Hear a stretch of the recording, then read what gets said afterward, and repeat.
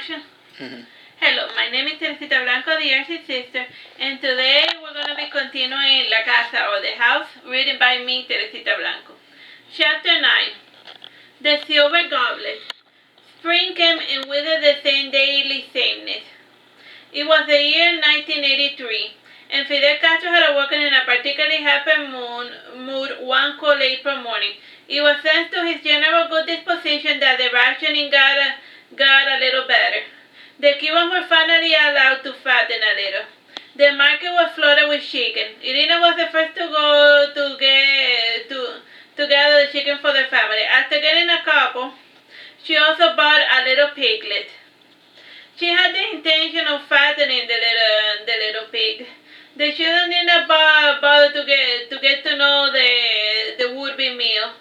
They realized that there was no point in befriending an animal that was going to just end up on their plate. At the moment they were playing with the tricycle, the sister would sit and the brother would then give her a knee, would then push her forward. At other times they would drop from the incline that was a block over. Lucero was not too keen on going down from that spot because she would pick up too much speed. Whenever she was feeling unsettled, she would plant her sandal square on the floor. And when playing with the tricycle, she preferred to wear shoes to help maintain control. It was around noon when Irina returned home with her purchase. She had 6 new chickens to cook and the piglet. She found her daughter taking a nap in preparation for her night duties. Meanwhile, Eduardo was busy with the Atari. He was supposed to have called the kids as soon as he had installed the console. Instead, he got caught up in a game of combat. Irina frowned and she asked, "Where are the kids?" "They are playing outside," said Eduardo. Irina seemed inclined to say more, but she chose to remain silent. She did not know what to make of the silly game. It just seemed like a bunch of blocks moving left and right while the screen made weird sounds. She started walking, but she stopped a moment as if remembering something. She placed a game in front of Eduardo, and then she said, "Look, son, Mother bought you a new game." Eduardo said smiling, "Miss Pac-Man, neat. I heard from my co-worker that this was a neat game." "The Atari was meant for the kids, you know," reminded Irina. "They will play it when I call them. I want to at least enjoy it for a couple of more hours before relinquishing ownership of the joystick forever," said Eduardo, sighing. Eduardo had been born before the age of video games. He would have been a gamer had such systems come out sooner. Now at the age of 41, his inner child was reawakening. The feeling was only temporary. He eventually rose from the ground with a heavy step. He went to the window and he called for his children. After doing so, he went to the bedroom to nap with his wife. Since Eufrasio was familiar with the Atari, he allowed Lucero to try the game first. The first game they played was Mrs. Pac-Man. It was intuitive enough. Just eat all the blocks and don't let the ghosts eat you. The game Miss Pac-Man was actually rare in Pinar del Rio. Though through it, Eufrasio and his sister were able to play many other Atari games. There was no game rental stores in Cuba. If the kids wanted to play new games, they just had to trade it with each other. It was common for kids to discuss what games they owned in the playground. When it came time to buy new games, they tried to get different ones from one another. This could only be done among best buddies, and Eufrasio by now had 4 of them. Lucero had friends as well. Aside from Jennifer, Lucero had a new friend. Her name was Jasmine Perez, and she was a 3-year-old toddler, the daughter of Eufrasio's teacher. The girl had black hair and bright gray eyes. Lucero played with her the same way she would play with her own dolls, by brushing her hair and picking out clothing for her. At all the time she would let Jasmine ride on her tricycle or she would give her a piggyback ride. To Lucero, Jasmine was a living doll, and Lucero only got along with children that reminded her of inanimate objects. As for Jasmine, she was a little attention star since her mother had gone back to work. Since Lucero was tough for her age, Jasmine used to call her Big Girl. They usually played in front of the porch of Mrs. Perez's house. The hours rolled by rather slowly inside the Mason house. Eventually, there was a symbolic knock on the door. It was symbolic because the house was usually open during the morning to allow the breeze to permeate the house. From the kitchen, one could see the entrance of the home when all the doors of the garden were open. Irina saw a familiar set and she said, "Ignacio, come in." Ignacio was a farmer from La Palma, and he had one of those extremely long last names and middle names too. For the sake of brevity, he would be called Ignacio Lopez. He was 57 years old, stout, short, as was common of people who descended from Galicia, Spain. He noticed the children playing. He gave a cursory look to the television, and then he returned to the task at hand. He asked, "Do you have the thing?" "Yes," said Irina, handing him a brown paper bag. She added, "Don't forget you have to throw it in the river, otherwise it's not going to work." "I thank you," said Ignacio, removing his hat and bowing. "Oh, Ignacio, you're far too simple for your own good," said Irina, returning to the task she was performing before Ignacio's arrival. She had been busying herself by polishing the silver. She was currently making some headway on the silver goblet. Ignacio asked, "Where do you get such a goblet?" "I found her. There was a crack in the back garden floor, and when we lifted it out, we saw a cachette of silver hidden away," lied Irina. "Do you think there could be more loot hidden around here?" asked Ignacio. "It is possible, but there's no way to know for certain without opening random holes all over the house," said Irina. "Maybe there is another way of finding out," said Ignacio, thinking aloud. "Well, if you come up with a solution, I will be quite happy to implement it," said Irina.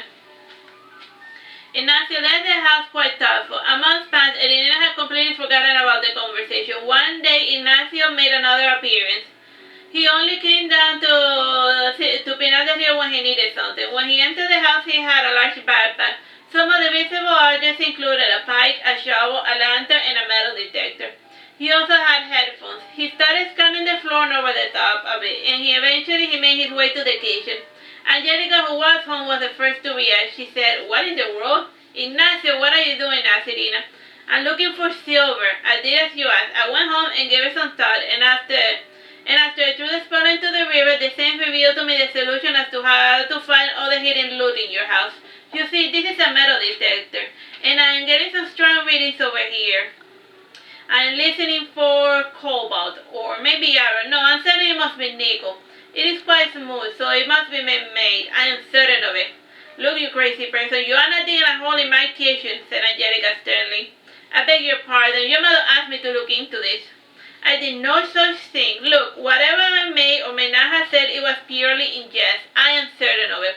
I never asked you to dig holes in my house," said Irina. "Don't you remember the silver, the goblets, the hidden loot?" "Oh, wait, now I remember," said Irina, laughing. "One cannot simply joke with you, Ignacio, and I am ever so sorry that you went to all of the trouble of getting the metal detector." "Oh, I see, so there isn't any treasure?" asked Ignacio, deflated. "Nope," said Angelica, almost apologetic. "If it makes you feel better, I can make you some dinner. You must be starved after walking all the way with all of those heavy objects," said Irina. "I look forward to this," said Ignacio, putting down the backpack and moving the metal detector to the side of the garden.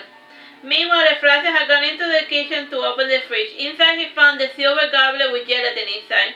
He placed his index finger inside the gelatin. He noted that the texture was still not there yet. He lit the red liquid of the tree, and he tasted the sugar lightly. Other than being used for gelatin, the silver goblet served no other purpose. How much time is there on the clock? 6 minutes and 27 seconds. Alright, so let's continue. So we're like continuing now. We're in chapter 10. Like, that one was a short chapter. It was called Little Park. Aside from the Cathedral of San Rosendo, the family went from time to time to the Hermit of Charity. This church is one of the many dedicated to La Caridad del Cobre. La Caridad is one of the manifestations of the Virgin Mary.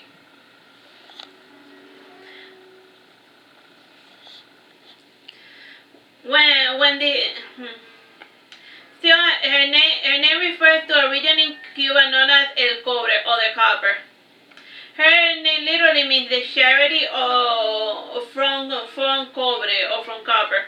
When this hamlet was founded, the Spaniards had found copper. The mine dried out about 100 years ago. Most of the citizens from there were descendants of African slaves who worked the mines.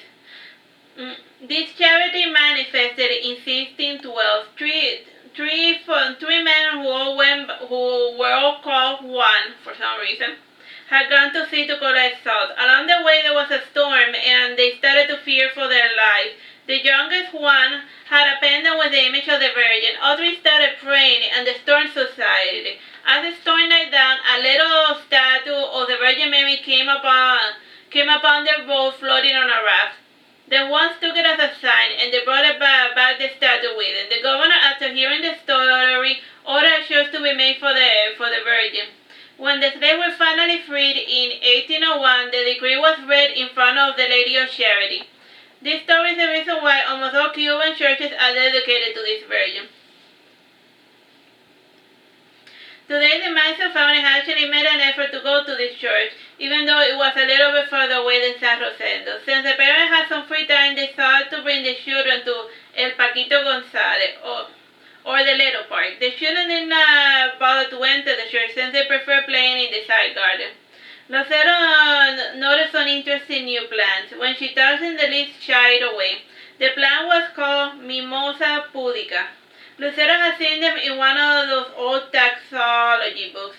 The book had colored illustrations that were glued on. Many years later, Lucero would regret not looking through the entire library of her house at least once. While Lucero poked at the plants, Eufrasio was trying to knock down a mango using a stick. There were some fallen mangoes on the floor, but he saw that they looked dirty. Slowly, some of the sap of the tree had fallen on his elbow. After much tenacity, Eufrasio succeeded in acquiring a fresh mango that had not touched the ground. He clawed at the tip, and then he started sucking at it to get the juice. He said to Lucero, "Do you want a bit?"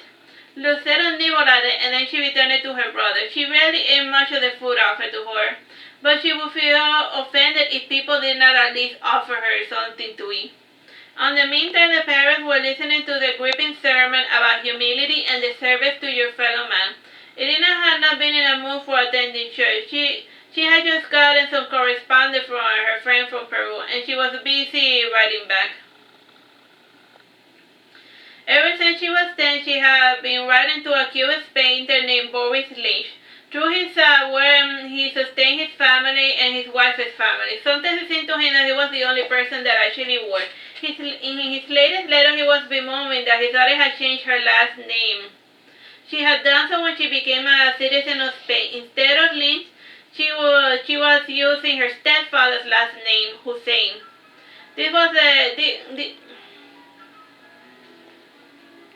Irina was busy trying to tell her not to make a big deal about it. Irina had never met Boris in the physical world. Both had gotten in contact with one another through one of those silly pen pals projects. Most of the kids never wrote to one another again, but Irina and Boris just clicked. They had a healthy long-distance relationship, and they wrote to one another once a month. Noon finally came, and with it the mass was finally over. Lucero said to her father, "I am starved." "We will eat something soon," said Eduardo, picking up his little daughter. Angelica came to take her son's hand. She stopped when she noticed brown spots on Eufrasio's arms and hands. "Fran," Angelica said, "you should be careful with the tree sap in the future." She then came to a nearby water faucet and she cleaned the sap from Eufrasio's hands as best she could. After doing so, the family made their way towards El Paquito. Most of the people who visited the park thought that Paquito meant little park. They found it out that such a large park would be called Paquito. El Paquito Gonzalez owes his name to a pionero or pioneer student who died in 1933. At the age of 12, he was part of the Communist Party. During one of the little marches, he was shot to death after causing a riot during a funeral procession. The park itself had a carousel, a skydiver, a rocket plane, and some swing boats, and the ever popular teacup. Oh yeah, the time, bro? Hey, you have less than a minute. Oh, well, I guess we'll continue this chapter later. Bye-bye.